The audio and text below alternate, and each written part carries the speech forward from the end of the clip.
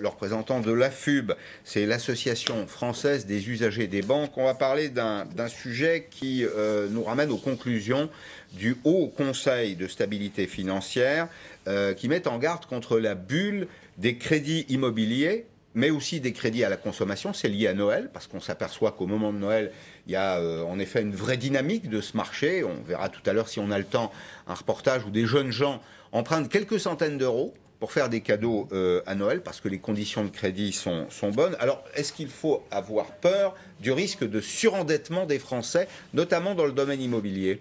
Ce qui inquiète les autorités de contrôle, la DGT, la Direction Générale du Trésor, c'est-à-dire Bercy, et aussi la CPR et autres, c'est qu'on peut avoir un risque systémique, comme on aime à le dire, c'est-à-dire qu'à un moment donné, les établissements de crédit soient confrontés à des difficultés concernant le paiement de tous ces crédits. Alors, il ne faut quand même pas non plus être anxiogène. Non, attendez, ce sont des recommandations, ce ne sont pas encore des injonctions. Voilà, alors les consommateurs sont contents, ils accèdent au crédit relativement facilement. Alors, c'est la comparaison européenne qui inquiète, effectivement. Nous, en France, le taux d'endettement des ménages est de 133% du PIB. Ça veut dire quoi ? Ça s'évalue par comparaison. Alors, on se dit, oui, ça augmente en France et en Allemagne. Sauf qu'en Allemagne, ils sont à 95% du PIB. Et que même l'Italie est à 120%. Donc, je veux dire, nous sommes les champions de l'endettement. Et là, on se dit, entre l'endettement et le malendettement, il n'y a pas beaucoup de différence. Alors, on va s'arrêter juste une seconde, parce que Hubert Koster nous a préparé une petite synthèse. Que faut-il exactement conclure de ces constats, de ces recommandations du Haut Conseil de stabilité financière? Nous l'écoutons et puis nous revenons ensemble pour en parler. Et puis, dans l'émission, vous n'oubliez pas, le point SNCF avec la porte-parole du groupe, Hubert Koster, pour le moment. Des crédits immobiliers trop longs et trop lourds à rembourser pour les clients. Voilà le constat que fait le Haut Conseil de stabilité financière.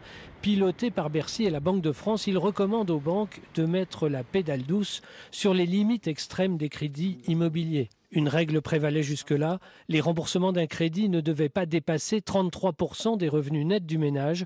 Or, les banques sont de moins en moins regardantes. Plus d'un quart des crédits dépassent ce taux aujourd'hui. Deuxième inquiétude, la durée des crédits. Elle ne cesse de s'allonger. Depuis 2 ans, elle a gagné 31 mois pour atteindre en moyenne 230 mois, soit 19 ans. Et surtout, un quart de ces crédits aujourd'hui dépasse les 25 ans. Le Haut Conseil recommande aux banques de ne plus dépasser ces 25 années et de respecter la règle des 33%. Son but, éviter les impayés en cas de retournement de conjoncture. Ces recommandations ne sont pas contraignantes pour l'instant.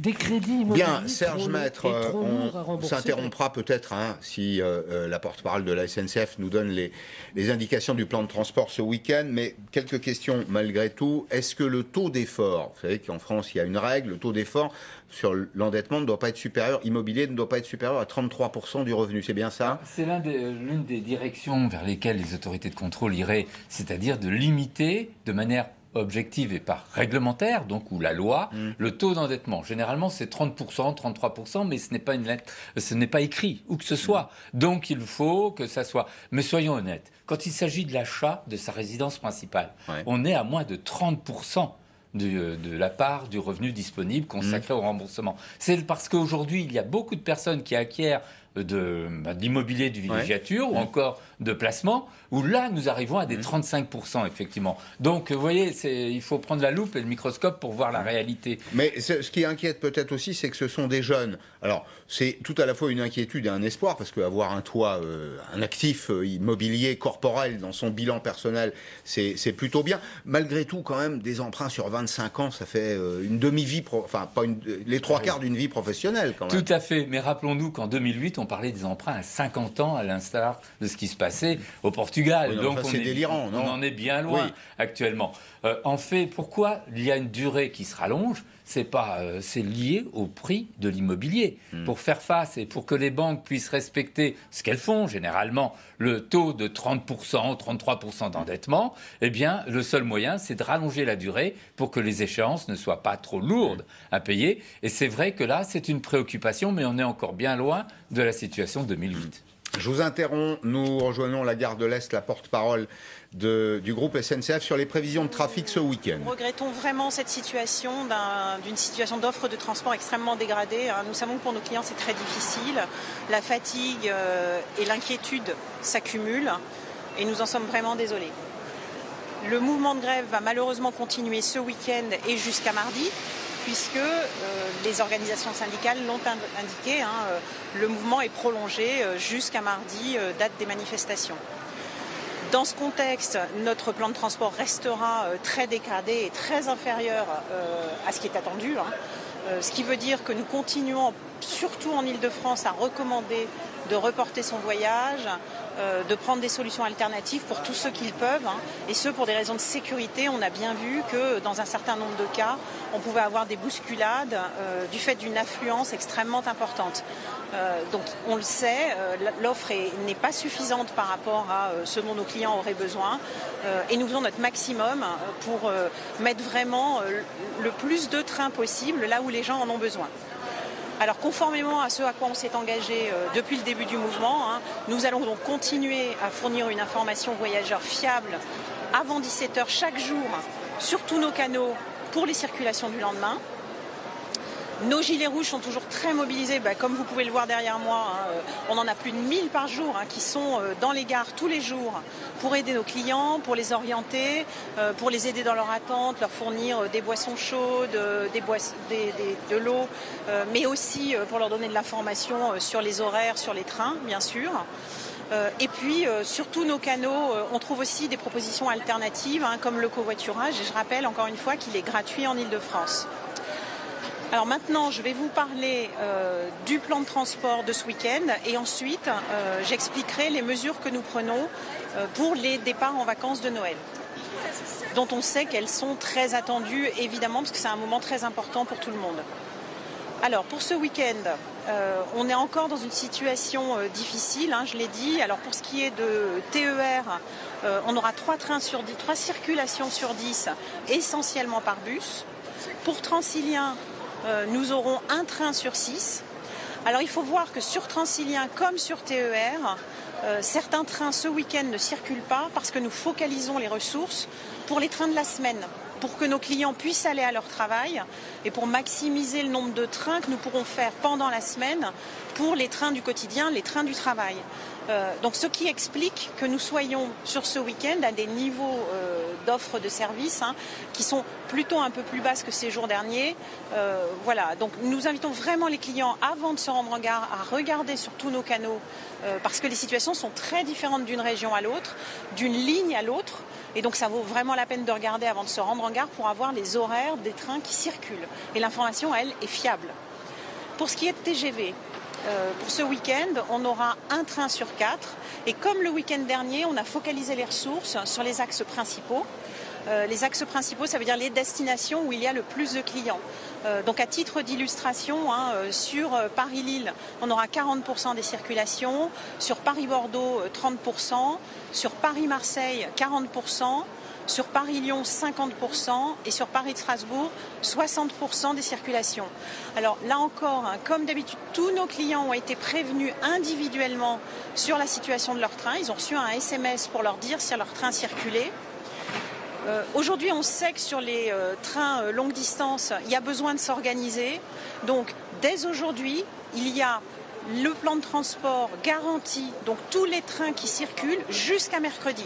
Tous les trains qui circulent jusqu'à mercredi sont des trains garantis. Ça veut dire qu'ils circuleront et que les clients ont une information absolument bétonnée sur l'information voyageur. Pour ce qui est d'Intercité, on est encore ce week-end sur une situation difficile. Samedi, un train sur 5, dimanche, un train sur 10. Sur Intercité également, les informations sont disponibles jusqu'à mercredi sur les sites. Voilà, donc un plan de transport dont on est conscient qu'il n'est pas à la hauteur de l'attente, mais avec une information qui a été donnée au maximum à nos clients pour qu'ils puissent s'organiser. Alors pour Noël, pour les départs en vacances qui viennent, Ce que nous sommes bien conscients que les fêtes de Noël, les gens souhaitent s'organiser le plus tôt possible parce que c'est un moment incontournable, c'est un moment de fête, c'est un moment de retrouvailles pour les familles, pour les amis et que voilà, les gens veulent savoir si ils pourront aller rejoindre leurs amis et leurs familles. Donc à partir de mardi, nous mettrons en ligne les trains qui vont circuler, là encore, de façon totalement garantie jusqu'à dimanche 22. Donc mardi jusqu'à dimanche 22, l'entièreté du plan de transport est disponible, visible, pour ce qui concerne les trains longue distance. En parallèle, pour que les gens vraiment aient une information fiable individuellement, nous enverrons à chacun de nos clients qui avaient un billet réservé sur cette période un SMS pour les informer de leur situation. C'est-à-dire savoir si leur train circule. Si leur train ne circule pas, nous leur proposerons des trains alternatifs sur la même journée à chaque fois que c'est possible. Notre objectif, c'est que le maximum de clients qui ont un billet aujourd'hui partent. Qu'est-ce que ça veut dire ? Ça veut dire qu'on a limité les ventes sur les places disponibles depuis assez longtemps pour pouvoir replacer les clients qui avaient un billet. Donc ça veut dire que vraiment, on essaiera de mettre le maximum de personnes dans des trains, pas forcément sur l'horaire qu'ils avaient initialement, mais pour que tout le monde puisse partir. C'est vraiment notre objectif et donc dès mardi, chacun saura la proposition qui lui est faite pour partir, pour donc ce départ en vacances des congés de Noël. Pour ce qui est de la période plus réveillon, donc 24, 25, 26, on fera la même chose jeudi prochain. Donc jeudi prochain, les clients qui ont des billets pour le 24, 25, 26 sauront quel train part, quel train ne part pas et quelles alternatives en termes de train leur sont proposées. Voilà. On est extrêmement mobilisés pour cette période de Noël dont on sait qu'elle est un moment de fête, un moment de joie, que les gens comptent sur le train, ils comptent sur nous, ils comptent sur notre entreprise pour les amener retrouver leurs proches. On fait le maximum pour que tout le monde puisse partir. C'est vraiment du travail d'orfèvre parce qu'il faut aligner les ressources de train, faire les plans de transport, trouver les aiguilleurs, trouver les conducteurs et le mettre en face du besoin de tous nos clients. Donc c'est vraiment ça notre effort aujourd'hui et on vous donne rendez-vous mardi, jeudi pour que les clients trouvent bien leurs informations et ça c'est notre engagement. Merci beaucoup. Madame, s'il vous plaît. Bien, je vais synthétiser ce que je viens d'entendre. Mardi, donc, on parle là des voyages en train pour la période qui est la période de Noël. Donc mardi, la SNCF mettra en ligne tous les trains qui circuleront, des trains d'ailleurs garantis jusqu'au dimanche 22. Jeudi de la semaine prochaine, pour les billets qui circuleront les 24, 25 et 26, la SNCF garantira là aussi un certain nombre de trains, c'est-à-dire qu'elle affichera son plan de transport et que ce plan de transport sera garanti. Elle l'a expliqué, Madame Augier, il faut évidemment des conducteurs de train, il faut des aiguilleurs, il faut des contrôleurs. Elle adressera également des SMS à l'ensemble de ses clients. Et puis, de façon plus immédiate, pour ce week-end, 3 TER sur 10. Mais Madame Augier le précise, là encore, priorité aux capacités disponibles sur les trains du travail. Les trains de la semaine sur le TER et le Transilien, 1 sur 6 pour le Transilien, 3 sur 10 pour les TER, 40% du trafic grande ligne vers Lille, 30% vers Bordeaux, 40% vers Marseille, 50% vers Lyon et 60% vers Strasbourg. Ces trains, ceux qui circulent, ceux qui sont annoncés, sont garantis jusqu'à mercredi. Voilà donc le point. Alors, il nous reste une petite minute, pardon, c'est un peu décousu, Monsieur Maître, mais aujourd'hui, vous voyez, l'actualité sociale, l'actualité des transports commande. On revient à un autre sujet qui était celui de la bulle présumée du crédit. Est-ce qu'il faut s'inquiéter, vraiment en une minute, est-ce qu'il faut s'inquiéter pour ceux qui empruntent, est-ce qu'il faut s'inquiéter pour les banques ? Pour ceux qui empruntent, ça peut se traduire par l'augmentation de l'apport personnel. Traditionnellement 10 et on sait plutôt 15%, ça peut aller au-delà. Deuxièmement, aussi des conditions que l'on va poser, peut-être de cautionnement complémentaire, parental ou autre. Il est bien connu, on ne prête qu'aux riches. Ouais. Pour les établissements, disons que concrètement, il est évident que dans une situation économique un peu obscure pour l'avenir, en tout cas pas très évidente, eh bien on peut toujours s'inquiéter de ce qu'elle ne puisse plus jouer les canaux du crédit. C'est elle qui arrive à financer, donc ça veut dire à hydrater, alimenter les canaux du crédit. Et là, on peut imaginer que les pouvoirs publics leur impose des ratios de solvabilité.